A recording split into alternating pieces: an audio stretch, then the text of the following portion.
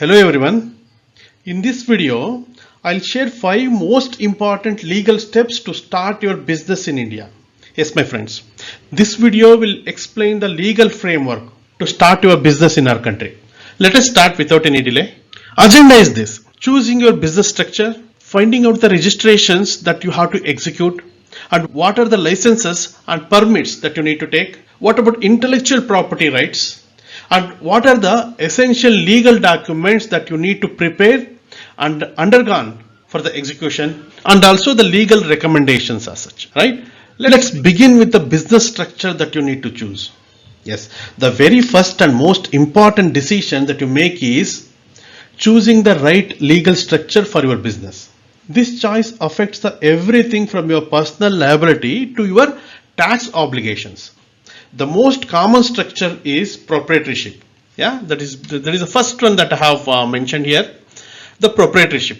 It is very simple in structure, but it has its own drawback, right? So let's understand what does it mean. In this particular structure, you and your business are the same person legally. That means if you are running a business, that means you are running on your own risk. If at all, if you get a profit, you are the sole beneficiary for that. Entire profit that you get will be for you only, but there is no liability protection. That means if your business has a losses or debt, you personally have to pay it, and even your personal savings, car or house can be taken to cover up the business debts. Yes, you are the sole person who is responsible for the profit and also for the losses. So this is the structure of proprietorship. This structure is generally useful if you are a single person who wants to operate the business based on your skill set.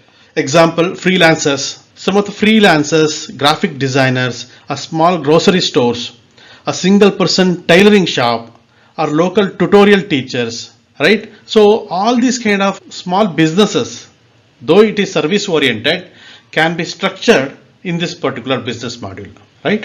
The second one is partnership firm, right? So partnership firm is above the proprietorship. This is also easy to form. There is unlimited liabilities, and partnership deed is required in this structure. Let's understand the partnership firm. If two or more people running the business together, they share the profit and losses together. So this structure is called as partnership firm, that you might be knowing because as the name says, two or more people collectively do a business by making an agreement among themselves and perform the business. So this is called as a partnership firm structure, and here again the liability will be shared and profit also will be shared among the partners. Example for this would be two friends running a bakery together, or a father and son running a furniture shops, a group of consultants working as a partners, a real estate business firm. So all these are like examples for partnership firms. It depends on the number of people that you perform the business. And the next one is LLP, limited liability partnership firm. This is also a partnership firm, but it has the legal safety. That means the business is treated as a separate legal entity. So here we have liability protection. That means partners are only responsible for up to the money they have invested. Their personal assets, right, like their house and cars or savings, are completely safe. Right? In the previous two structures, if you are adopting the proprietorship, you are a single owner who is responsible for your losses and also for your profit. If some debts, you have to pay it. Whereas in partnership firm, you and your partners are equally liable for the debts, right? But in LLP, you are only responsible for the investment that you made, but if some debts comes, as a LLP firm you are responsible, but individually you are not. That means your personal belongings, your personal asset will not be touched in case of any debts or any kind of liabilities. This is the advantage of LLP. And next, most important and very famous structure is private limited companies. It is completely a separate legal entity from the owners, called as a shareholders. So this is a limited liabilities. Shareholders' risk is limited to the shares they own. Personal property is not touched in this particular structure also. Extra advantage in this structure is easier to raise the investment from VCs and other investors. It will actually build the trust to your clients, to your bankers. It will continue to run even one of the founder leaves the firm or leaves the company. So those are the advantage of private limited company. Example for these private limited would be mobile app development companies, a software development companies, a manufacturing companies, a e-commerce businesses, a popular companies like Flipkart, Zomato and Ola. All these are private limited companies that you can see daily. Once you have chosen a structure, it is time to make it official with government, right? There are two major registration that you must do. First one is PAN and second one is GST.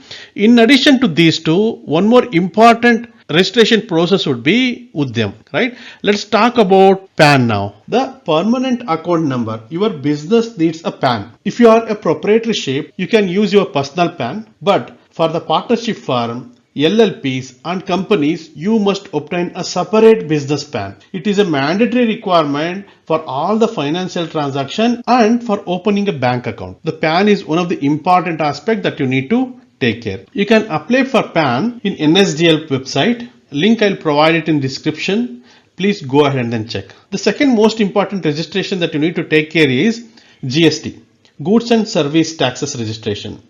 If your business turnover exceeds the threshold, at present the threshold is 40 lakhs for goods and 20 lakhs for the services. If you exceeds this threshold, then certainly you have to register for GST. And even if you are below this threshold also, it is suggestible to go ahead and then register it, because you will get some of the benefits with respect to B2B transactions. You can register GST through GST portal. As I said, for all the links you can go ahead and then check in description. I will provide all these links for your reference. These two are the mandatory registration process that you have to take care. The third one is Udyam registration. So this is a simple, free and paperless registration process for micro, small and medium enterprises, which is also called MSMEs, right? It's a fantastic initiative by the government of India for the establishment of business in our country, right? Getting Udyam certificate help you to avail of various government schemes, subsidies and other benefits. It's always good to go ahead and then register under Udyam. You can go ahead and then register using the official website. After registration of your firm, the third important steps that you need to take care is getting the license from authority. It's purely based on the nature of your business and the location, but some of the examples I'm giving, it's not exhaustive. As I said, it is different for different businesses. Shop and Establishment Act license. If you have a physical office or shop, this is a must, and it's a state level license that governs the working hours, wages and the holidays of the firm, right? And FSSAI license, which is basically if you are performing any business related to food and beverage industry, then you have to get a license from FSSAI, right? Which is called Food Safety and Standard Authority of India. Right? It is critical for everything which is related to food. Even from home-based food industry to the larger restaurants, you have to obtain the FSSA license without fail. The third one is import and then export, right? If your business is somewhere related to the import and then export of goods and services, you have to obtain the IEC license from Directorate General of Foreign Trade. So these are the some of the basic licenses that you need to obtain based on the businesses as such. Similarly, as I said before, based on the business, you have to obtain different licenses altogether. And the best way to find out which license you need to obtain is contacting your municipal corporation or visit your state government websites. You will come to know every details based on the nature of the business and the state law. You can go ahead and then obtain the respective licenses. Once you get the license, the next step that you need to take care is protecting your intellectual properties, right? Your business name, logo and ideas are the most important valuable assets of your firm. So you need to protect them. If you do not protect, in future another person or another firm will use the same logo, same name and same idea. So it may affect your business. So that is why you should get it protected. How will you protect? Through trademark or through copyright, right? A trademark protects your brand name, logo and tagline, right? It gives you a exclusive right to use them for your goods or services. You can conduct a trademark search and file an application through an official website. The website name is ipindia.gov.in. All these links I'll be providing it in the description. Please go and then search them. The copyright. Copyright protects your creative work, such as your website content, music, video, scripts, photographs, videos. While copyright protects in automatic formal registration, giving you a strong legal rescue. You can register your copyright through the website, namely copyright.gov.in. This is the final steps wherein you have to draft some of the essential legal documents, right? Like Memorandum of Association, MOA, or Articles of Association, AOA.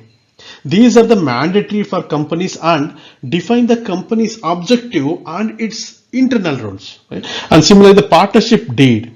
If you are a partnership firm, this is a legal document, outlines the partner's roles, responsibilities, and profit sharing ratios and other details. It's the most important document for the partnership firm.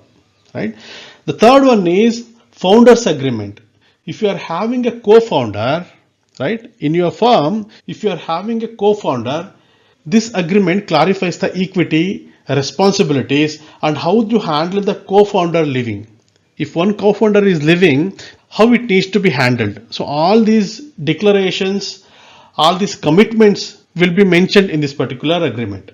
And the fourth one is client and vendor contracts. Very, very important thing.